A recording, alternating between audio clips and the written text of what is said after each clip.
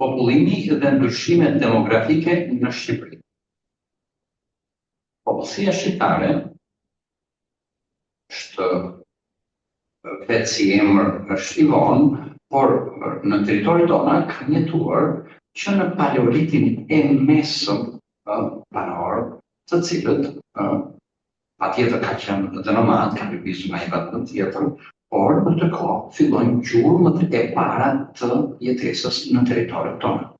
Më pas kemi dytjet e popullsive paleo-indo-europiane. Më vonë, lirët, arbërit dhe shqiptarët. Pra, kronologjikisht, popullimi në territorin tonë ka qenë në paleolitin e mesëm, valët e popullsive paleo-indo-europiane, lirët, arbërit dhe shqiptarët. Vetë emri ynë Albania vjen nga qyteti antik i Albanopolit, që gjendet në Skënderbesh, pranë kryesit të Shqipërisë. Në territoret shqiptare të sotme, dikur thamë që kanë jetuar ilirët. Territoret e Shqipërisë së Ilirëve ka qenë që nga domenjtë Sava Drava në veri, Morava dhe Vardar në Lipje, Gjiri i Ambrakis në jug, pranë Prevezës, dhe deti Adriatik dhe Jon në perëndim. Para se të kemi ilirët në Neolit dhe Eneolit, 6.000 dhe 13.000 para erës sonë. Më pas kemi proto-ilirët, pra ilirët e parë në bronzin e mesëm, 3.000 dhe 2.100. Përse ilirët kemi bronzin e mesëm dhe të vonë dhe në vazhdim në epokë, nga 2.100 dhe 15.000 para erës sonë. Ja dhe Albanopoli, të cilët e thamë dhe parë nga vjen emri Albania. Kronologjikisht dhe njëherë, ilirët i kemi nga bronzi në hekur, deri në 12 sllave në shekullin 6, 7 dhe 8 të erës sonë.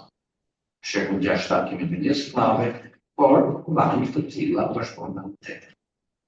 Nga shekulli 6 dhe në shekullin 9, kemi heshtje, nuk kemi dokumente, kemi periudhë të errët për sa i përket shkrimeve.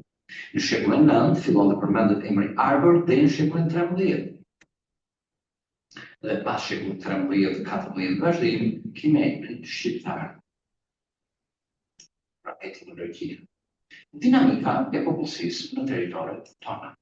Sipas regjistrit kadastral të vitit 1431-32, të Sançakut shqiptar me qendrën në Gjirokastër, atëherë mendoj se jetonin 800.000 banorë, pra flasim për një Sançak i hapësirë caktuar territoriale, jo i gjithë territorin, pra ishte një regjistrim i përkohshëm i një numri më të vogël popullsie dhe një sipërfaqe më të vogël, pra jo i gjithë territori shqiptar. Përpara coptimit në 1913, mendohet se ka qenë 1.5 milion banorë në Shqipëri dhe Kosovë, kurse vetëm Shqipëri ka qenë rreth gjysmën tek 740.000 banorë. Pra flasim ku Shqipëria ka qenë bashkë me Kosovën dhe territoret e tjera të trojave shqiptare. Regjistrimi i parë i përgjithshëm i popullsisë të vendit tonë është i vitit 1923, ku janë numëruar 850.000 banorë. Nga viti 1923 deri në vitin 1989 kemi pasur vetëm rritje të popullsisë për shkak të shtimit të lartë natyror. Dhe shtimi i lartë natyror matet si diferenca midis lindjeve dhe vdekjeve.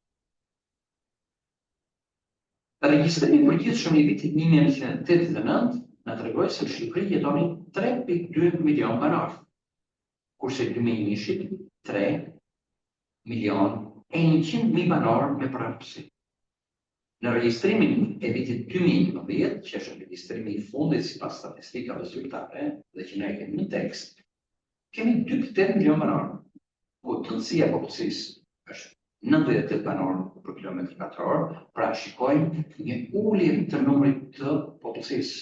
Nga 89 në 2011, 3.2, 3.1, 2.8 milion banorë. Dhe tëndësia e popullsisë bret patjetër 98 banorë për kilometër katror.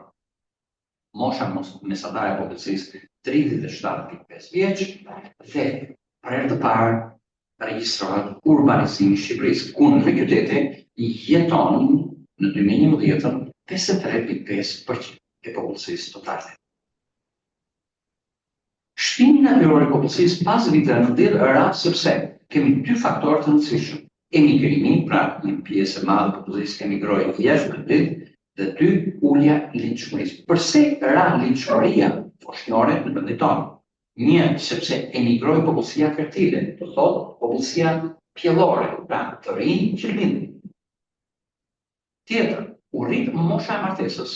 Nëse dikur shqiptarët martoheshin duke filluar që nga 14, 18, 20 vjeç, tashmë mosha e martesës është rritur shumë. Është 30, 30 e pak. Dhe planifikimi familjar, nëse dikur lindin pa planifikuar fëmijë, pra një numër të lartë të fëmijëve, 5, 7, 9 dhe më shumë, tashmë familjet shqiptare janë familjet të vogla, jo më familjet e dikushme tradicionale apo patriarkale. Por ligjshmëria është pak a shumë për çdo familje të krijuar, pra në një çift 2 apo 1 fëmijë. Ndërkohë që norma e sëmundësimit të familjes, të fëmijët, të vazhdoj familje përsëri, duhet të jetë të paktën 2 pak lindje për një grua. Pra mesatarisht, një grua duhet të lindë 2 fëmijë dhe pak mesatarisht, që të suncohet e njëjti numër popullsor. Si ka ecur numri i popullsisë në troje shqiptare? Atëherë shikojmë nga 5.000 banor në antikë të vonë në shekujt 4-5 të erës sonë. Atëherë 1431-in 800.000, 1913 1.5, në 45 1.2 milion, 2011 5.8 milion në trojt shqiptare. Numri i popullsisë Shqipërisë sipas qartjeve në 2 regjistrimet e fundit, në 2 censuset e fundit. Shikojmë që numri më të lartë popullsisë e ka Tirana dhe ka trendi ka qenë rritës,